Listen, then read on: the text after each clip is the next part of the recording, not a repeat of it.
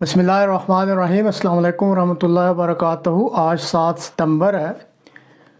پچھلے چند روز سے عمران خان صاحب کی جو فیصل آباد میں انہوں نے تقریر کی تھی اس کو بنیاد بنا کر ملک بھر میں ایک شور و غوغا بلند کیا جا رہا ہے، اور سب نے ہی اپنی توپوں کا رخ جو ہے وہ عمران خان صاحب کی طرف کیا ہوا ہے۔ اس پروگرام میں مختصراً یہ جائزہ لیا جائے گا کہ صورتحال ایسی بھی نہیں ہے جو بیان کی جا رہی ہے۔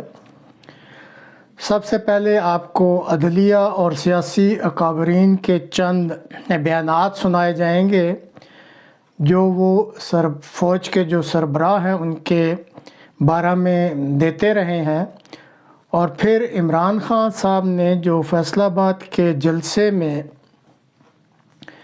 اسٹیٹمنٹ دی یا جو اپنی تقریر میں بات کی وہ بھی آپ کو سنائی جائے گی، اور پھر جائزہ لیا جائے گا کہ عمران خان صاحب کے خلاف جو شور و غوغا بلند کیا جا رہا ہے اس کا کوئی جواز بنتا بھی ہے یا نہیں۔ تو ناظرین، پہلے سنیں آپ جو عدلیہ کے ایک مشہور وکیل اور چند سیاسی اکابرین فوج کے سربراہوں کے بارے میں جو بیانات دیتے رہے ہیں وہ پیش خدمت ہے۔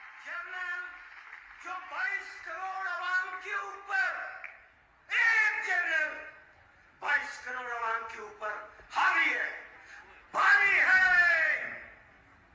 کیا تو اس جنرل کو نیچے آنا پڑے گا یا لوگوں کو اوپر جانا پڑے گا؟ تو اس تباہ کر دیا اس پاکستان کو، لو لہان کر دیا پاکستان کو۔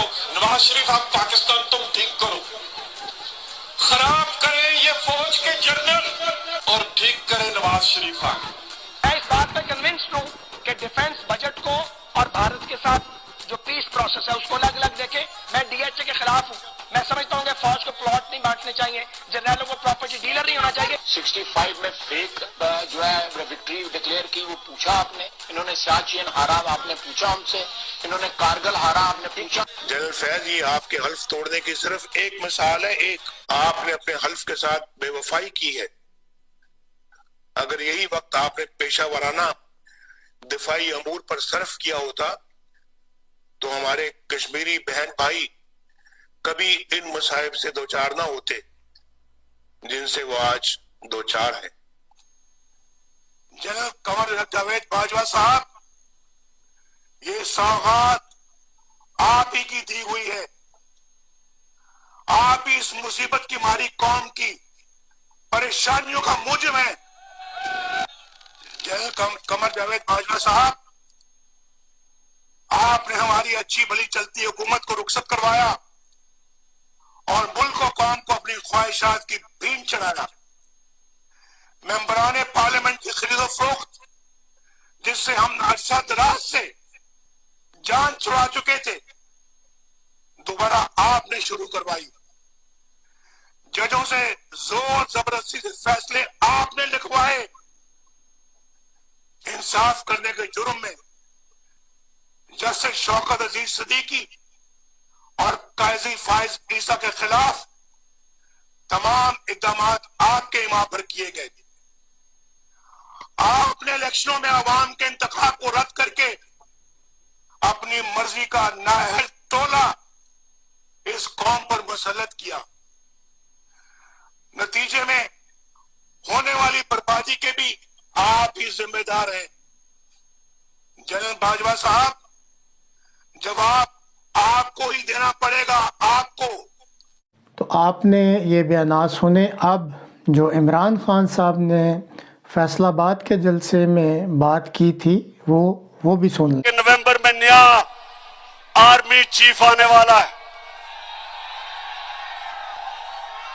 اور یہ دونوں زرداری اور نواز شریف، ان کی پوری کوشش ہے کہ ایسا آرمی چیف آئے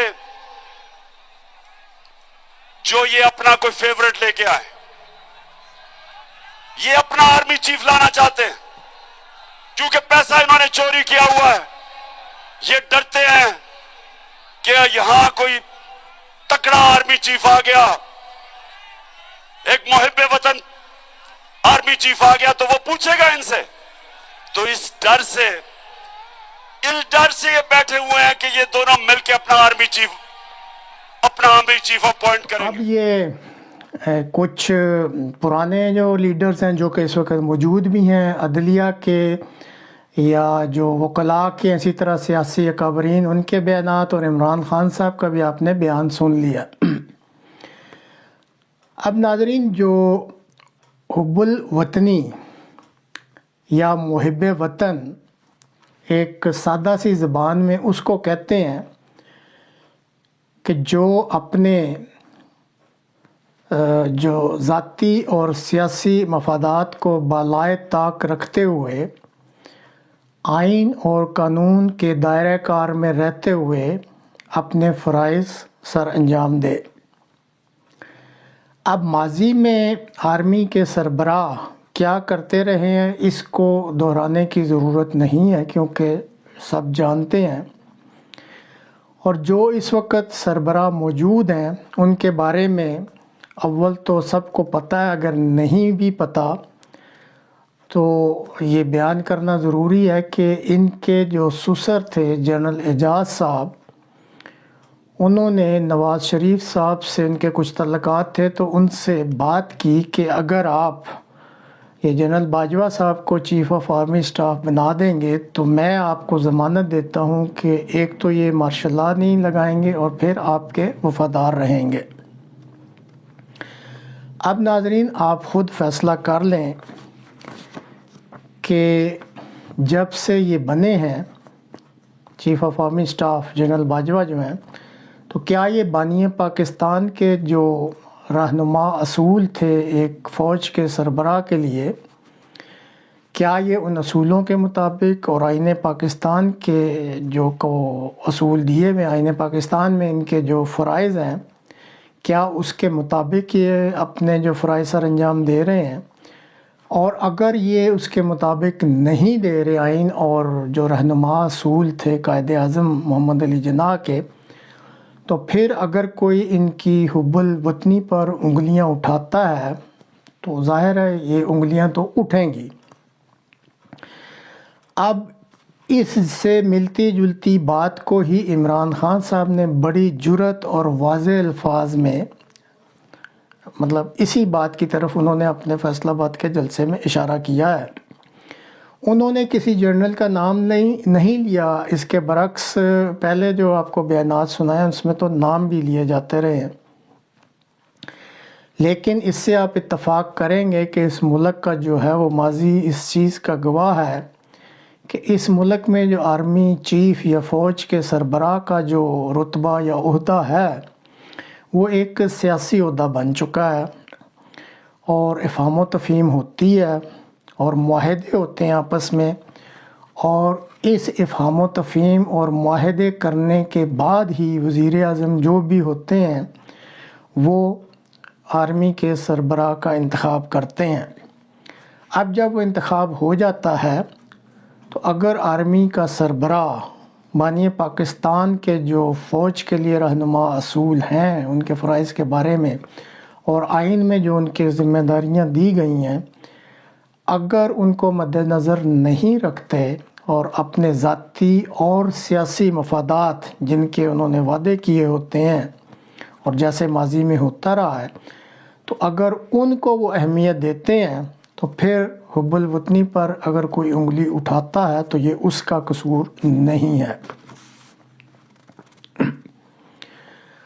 اور آخر میں اب صرف یہی کہنا مقصود ہے کہ جب اظہار رائے کی آزادی کو ختم کر دیا جائے اور صرف یک طرفہ پروپیگنڈا ہی شروع کر دیا جائے تو ناظرین آپ اس سے اتفاق کریں کہ ایک شعر کا دوسرا مصرع ہے کہ کاغذ کے پھولوں سے تو خوشبو نہیں آ سکتی.